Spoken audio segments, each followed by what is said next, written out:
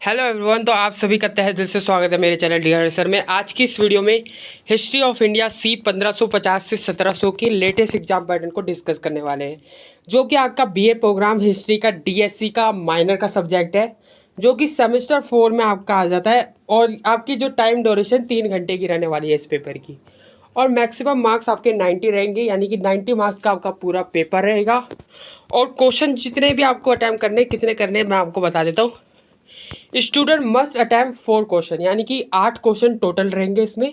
उसमें से आपको 4 क्वेश्चन इसमें से अटैम्प्ट करने, ठीक है। चलिए जानते हैं कैसे कैसे ना आपके एग्जाम में क्वेश्चन बनते हैं। उससे पहले अगर आप चैनल में नया है तो चैनल को सब्सक्राइब करते हुए चैनल का हिस्सा जरूर बन जाना, जिससे मेरी हर एक इंपॉर्टेंट वीडियो आप तक ईजिली पहुँच जाए।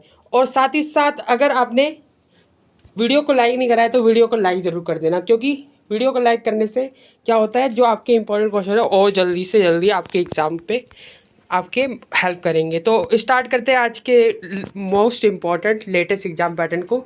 उससे पहले मैं आपको बता दूं, डिस्क्रिप्शन बॉक्स में आपको इसके मोस्ट इम्पॉर्टेंट क्वेश्चन की भी लिंक भेज दूंगा, जिससे आप अच्छी तरीके से देख सकते हैं और उसके भी प्रैक्टिस आप कर सकते हैं, क्योंकि वो भी काफ़ी इंपॉर्टेंट है।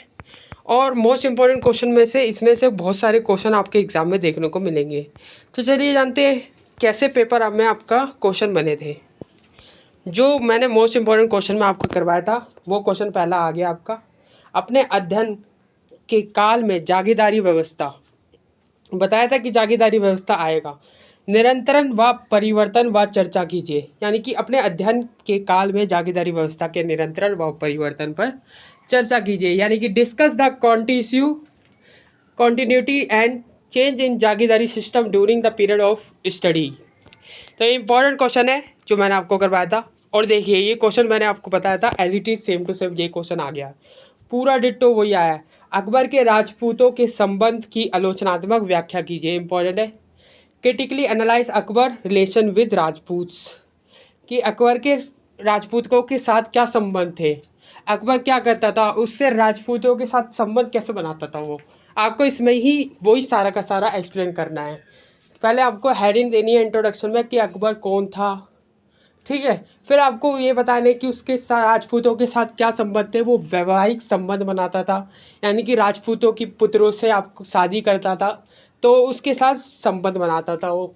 और क्या करता था वो जो जजिया कर था वो लगाता था, आई मीन जजिया कर उसे उसने हटा दिया था, ठीक है। या आप ये बताएंगे अपने आंसर में। और क्या करता था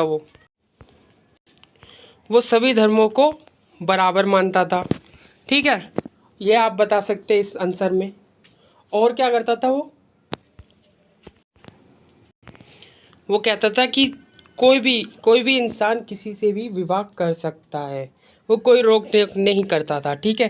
तो अकबर के साथ जो राजपूतों के संबंध थे वो वैवाहिक संबंध थे, और धार्मिक संबंध थे। तो आप ये सारे के सारे बता सकते हैं कि वो कैसे राजपूतों के साथ संबंध निभाता था। और एक आपका जो थर्ड क्वेश्चन है जो ये इम्पोर्टेंट है, इसे भी हमने एज इट इज़ कराया था, औरंगजेब की धार्मिक नीति का आलोचनात्मक मूल्यांकन कीजिए, यानी कि क्रिटिकली एवलेट औरंगजेब रिलीजन पॉलिसी। इसमें क्या बताना था कि औरंगजेब काफ़ी कट्टर था, है ना। औरंगजेब क्या था, उसका टाइम पीरियड कितना था, ये सारी की सारी बात पहले आपको बतानी है इंट्रोडक्शन में। फिर आपको इसके बारे में बताना है कि इसकी धार्मिक नीति क्या क्या थी। धार्मिक नीति क्या थी, ये जजिया कर लगाता था, लोगों पे टैक्स लगाता था। जजिया कर एक नामक टैक्स है, वो लोगों पे जजिया कर लगाता था। और इसने मंदिरों का विनाश किया था, यानी कि मंदिरों को तोड़ता था। ये काफ़ी कट्टर रूढ़िवादी व्यक्ति था। तो ये सारी के सारी बातें अपने आंसर में आपको बतानी है, ठीक है। तो औरंगजेब की जो थे बहुत लंबा शासन किया इसने, औरंगजेब ने, यानी कि 1608 से यानी कि 1707 तक मैक्सिमम शासन किया इसने। तो ये आपके सारे के सारे लिख सकते हैं बातें अपने इसमें, ठीक है। तो हमने जो इंपॉर्टेंट क्वेश्चन में कराया था वो आपको देखने को मिला। अगला क्वेश्चन ये भी इंपॉर्टेंट क्वेश्चन में कराया था, यहाँ राइट एन एस से on the rise of Shivaji, यानी कि शिवाजी के उदय पर एक लेख लिखिए। तो शिवाजी के बारे में आपको बताना था। अगला है आपका मुगल चित्रकला से, जो describe the evidence of the Mughal painting. Mughal चित्रकला के लिए जहांगीर जो है फेमस है, आपको पता है। मुगल चित्रकला के कार्मिक विकास का वर्णन करें, आपको ये बताना है इसमें। अगला है आपका write an essay on Naqshbandi order with special reference Sheikh Ahmad Sirhindi, से एक अहम सरहिंदी के विशेष संदर्भ में नक्शबंदी सिलसिला पर एक लेख लिखे। इंपॉर्टेंट है। Next question, discuss the character of Indian maritime trade in the 16th and 17th century. यानी कि 16वीं और 17वीं भारतीय आपका समुद्री व्यापार के चरित्र पर आपको क्या करनी है, चर्चा करनी है। यानी कि 16वीं 17वीं भारत में समुद्री व्यापार कैसे होता था, आपको ये बताना है अपने आंसर में। नेक्स्ट क्वेश्चन आपका शॉर्ट नोट है जो आपको बताना है कि मनसबदारी सिस्टम क्या था। मनसबदारी सिस्टम क्या होता था, एक पद होता था, एक रैंक दी जाती थी, ठीक है।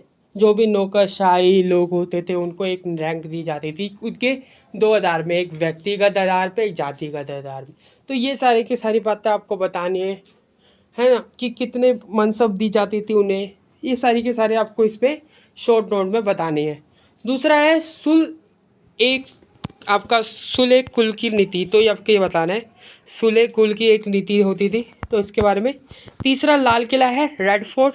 और चौथा चक्की नामा है। चक्की का अर्थ क्या होता है, देख तो चक्की का अर्थ होता है वही जहाँ आटा पीसते, है ना। और नामा का अर्थ कविताएँ।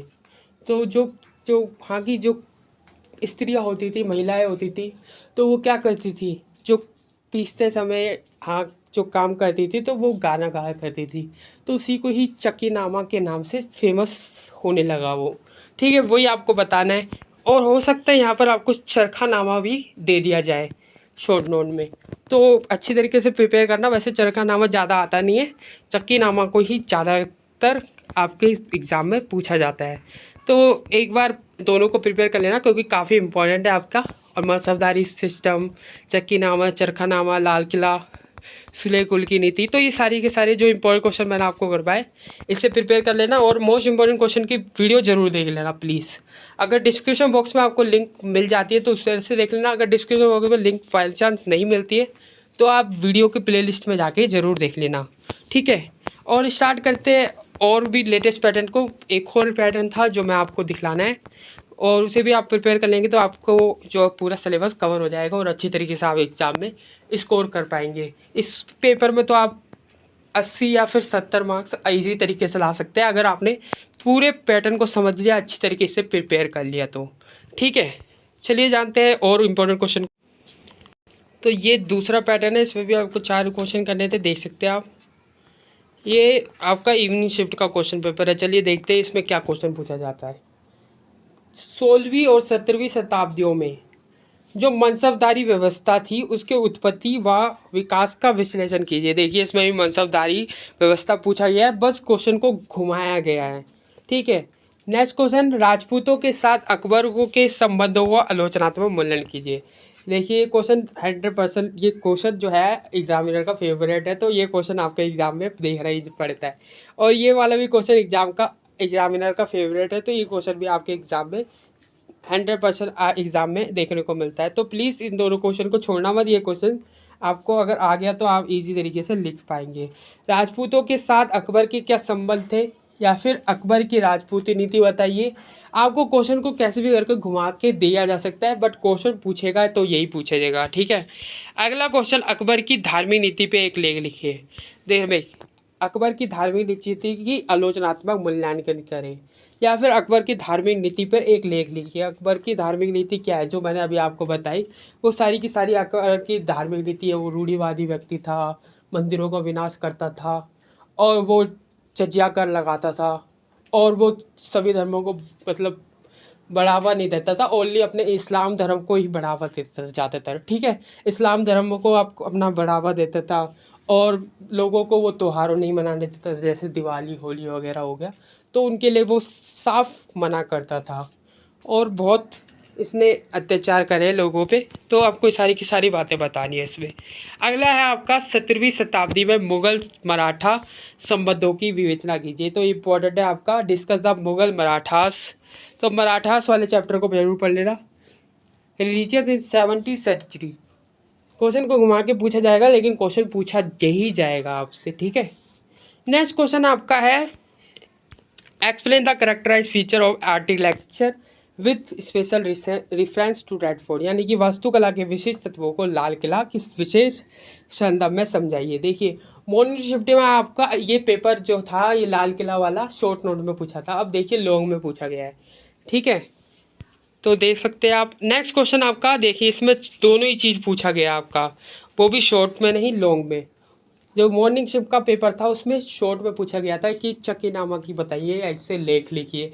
और इसमें दोनों चीज़ पूछा गया, चक्कीनामा और चरखानामा के विशेष अंदों में ढक्कन और सामाजिक धार्मिक परिवेश में सूफी लोक साहित्य की विवेचना कीजिए। ठीक है, तो ये सूफीज़म थे, यानी कि जो चक्कीनामा और चरखानामा थे, दोनों के दोनों ये दोनों एक ही है दोस्तों। चरखानामा क्या होता है, जो गांधी जी चरखा चलाते थे ना, जो वहाँ की महिला वो चरखा चलाती थी, चरखा चलाते टाइम उस नामा का मतलब कविता, यानी कि वो गाना गाते थे, तो उसी को ही चरखा नामा के नाम से फेमस होने लगा, वो चरखा नामा से नाम से जाना जाने लगा। तो ये बताना है आपको अपने आंसर में, सिंपल और अच्छी तरीके से एक्सप्लेन करना है, पढ़ के जरूर जाना, क्योंकि काफ़ी ईजी पेपर आपको देखने को मिला था। अगर आपने पढ़ लिया तो काफ़ी ईजी पेपर है ये, कुछ भी हार्ड नहीं है ये। ठीक है, अगला क्वेश्चन आपका बनता है, 17वीं शताब्दी के दौरान भारतीय कारीगरों में यूरोपीय तकनीक के प्रति का क्या रवैया अपनाया। तो ये बताना आपको इम्पोर्टेंट है।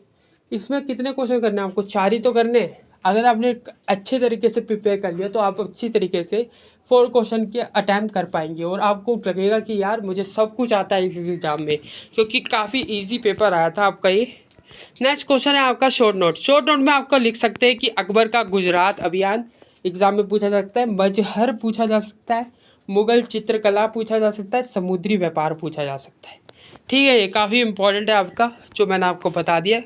दोनों लेटेस्ट एग्जाम पैटर्न को डिस्कस करा है। और हाँ, इंपॉर्टेंट क्वेश्चन की वीडियो देखना मत भूलना, क्योंकि उसमें भी मैंने एक एग्जाम पैटर्न डिस्कस करा है जो आपके एग्ज़ाम को और हेल्पफुल करेगा आपकी।